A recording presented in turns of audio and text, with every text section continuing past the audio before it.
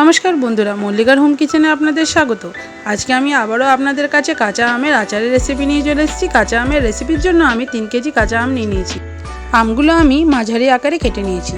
তারপর একটা পাত্রে জল নিয়ে আমগুলো দিয়ে দেব। তারপর এক এক করে বীজগুলো ছাড়িয়ে নেব।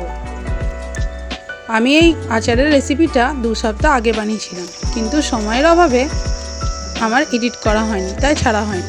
নোংরা জলটা ফেলে আবারও পরিষ্কার জলে আমগুলো ধুয়ে জল ঝরিয়ে নিয়েছি।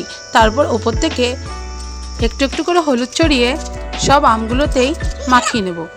তারপর একটা পরিষ্কার কাপড় নিয়ে তাতে আমগুলো এক এক করে শুকোতে দিয়ে দেব।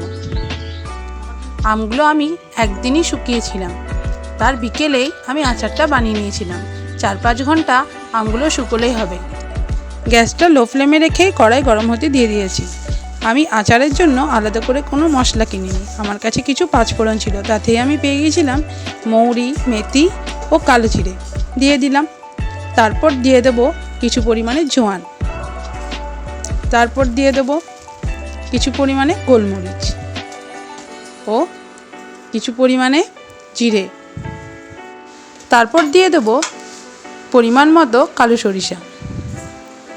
তারপর 4টে শুকনো লঙ্কা দিয়ে দেব। আপনারা যে যেরকম ঝাল খেতে পছন্দ করেন হিসেব মতো লঙ্কাটা দিয়ে দেবেন, কিন্তু শুকনো লঙ্কার ঝাল একটু কম খাওয়াই ভালো। তারপর আন্দাজ মতো লবণ দিয়ে দেব। লবণটাও ভালো করে ভেজে নেব, কারণ লবণ কাঁচা খাওয়া শরীরের পক্ষে ক্ষতিকর, তাই আমি লবণটাও ভেজে নেব। সব উপকরণগুলি লো ফ্লেমে ভালো করে ভেজে নেব।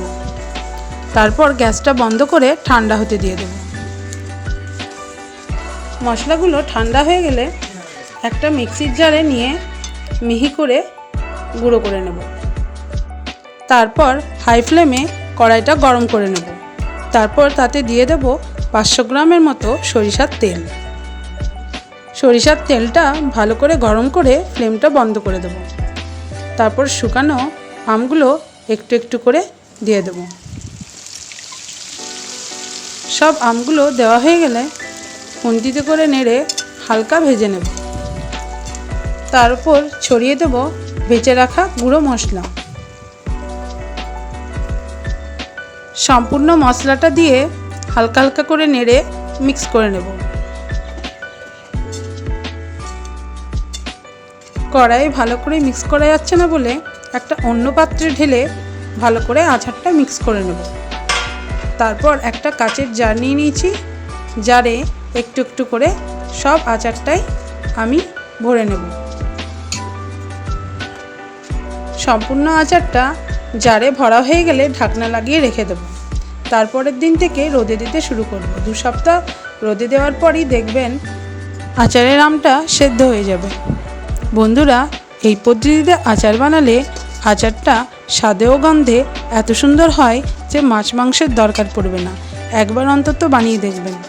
আমার রেসিপি যদি ভালো লাগে তো প্লিজ লাইক অ্যান্ড সাবস্ক্রাইব করে দেবেন এবং আমাকে একটু এগিয়ে যেতে সাহায্য করবেন। ধন্যবাদ বন্ধুরা।